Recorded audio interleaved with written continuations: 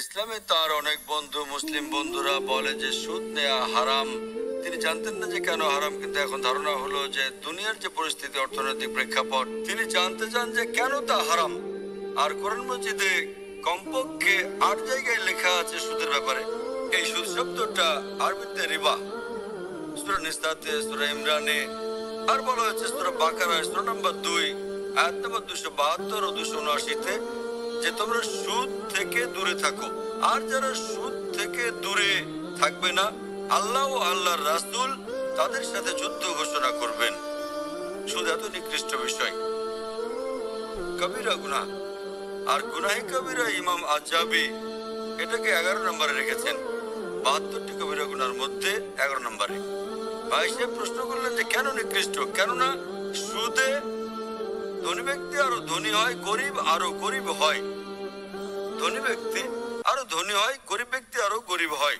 সাধারণত আপনি যখন লোন নিতে যাবেন, গরিব ব্যক্তি কোথায় লোন পাবে? ধনী ব্যক্তি বলে আমার এটা আছে সেটা আছে, তো সে লোন পেয়ে যায়। তো ধনী ব্যক্তি আরো ধনী হয়, গরিব আরো গরিব হয়।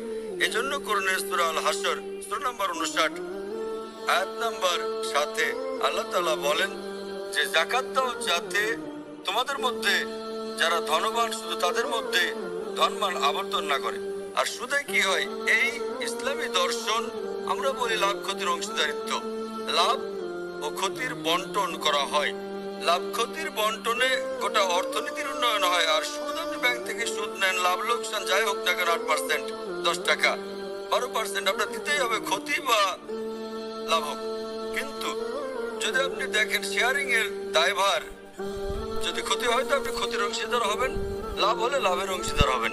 সুদে কি হয়? উদাহরণস্বরূপ ব্যাংকে, আমি লম্বা লেকচার দিয়েছি এ বিষয়ে, এখন সময় নেই, শুধু এই কথা বলবো যে সুদে কি হয়। উদাহরণস্বরূপ ব্যাংক এর কাছে 100 টাকা আছে, সে ব্যাংক বি কে 10 টাকা রেখে 90 টাকা দেয় ব্যাংক বি কে। ব্যাংক বি তা থেকে 9 টাকা রেখে অবশিষ্ট 90% দেয় bank C K. Bank C 10% রেখে 90% দেয় ডি কে, ডি দেয় ই কে।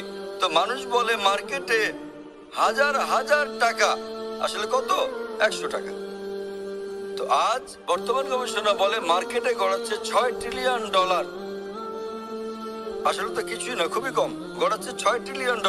একজন বসে যায় তো সবাই বসতে শুরু করে। লিমন ব্রাদার্স সম্পর্কে কে ভাবতো যে লিমন ব্রাদার্স ভারতের 1 নম্বরে বসে যাবে? তারপর সিটি গ্রুপ, একজন বসলো সবাই বসতে থাকলো, সারা বিশ্বে একের পর এক। তো কেননা এটা তো সমাজের মান উন্নয়ন করে না। ইসলামী অর্থনীতিতে যাচাই বাছাই করা হয় কাকে লোন দেবে কাকে দেবে না, লাভ ক্ষতির অংশীদার হতে হবে। 1980 সালে ব্যাংক পরিচালিত করতো জুয়া খেলাকে, মদকে, মদের আড্ডাকে, প্রচলিত হয়ে গেল। এ সম্পর্কে যদি আমার আলোচনা শোনেন, interest free economy promulgated by the Quran, সুদ কিভাবে হারাম তার উপর আলোচনা করেছি আমি। যদি তা শোনেন তো আরো বিস্তারিত আমি আলোচনা করেছি কেন লভ্যাংশ হারাম। কিন্তু সংক্ষেপে বলতে চাই, বর্তমানে জাপান, আমেরিকা প্রতিনিধি পাঠায় ইসলামী ব্যাংক সম্পর্কে জানার জন্য। আমাদের সরকারের কাছে আমি গিয়েছিলাম, জানাব চিদম্বরমের কাছে, যিনি অর্থমন্ত্রী ছিলেন, তার সঙ্গে কথা বলেছিলাম আমি যে আপনি ইসলামী ব্যাংক চালু করেন না কেন? তিনি বললেন করবো ইনশাল্লাহ, যখন আমার সাক্ষাৎ চলছে দেয়। কিন্তু আরবিআই এখন অনুমতি দিচ্ছে না, কেননা তারা অনুসন্ধান করেননি। ইংল্যান্ড দিয়েছে, অনেক দেশই দিয়েছে। ইন্ডিয়াও যদি ইসলামী ব্যাংকে যাতে লাভ ক্ষতির অংশ থাকে, যদি তার অনুমতি দেয়, তো ইনশাল্লাহ ইন্ডিয়ার অর্থনীতি অগ্রসর হবে ইনশাল্লাহ। আশা করি উত্তরটা পেয়েছি।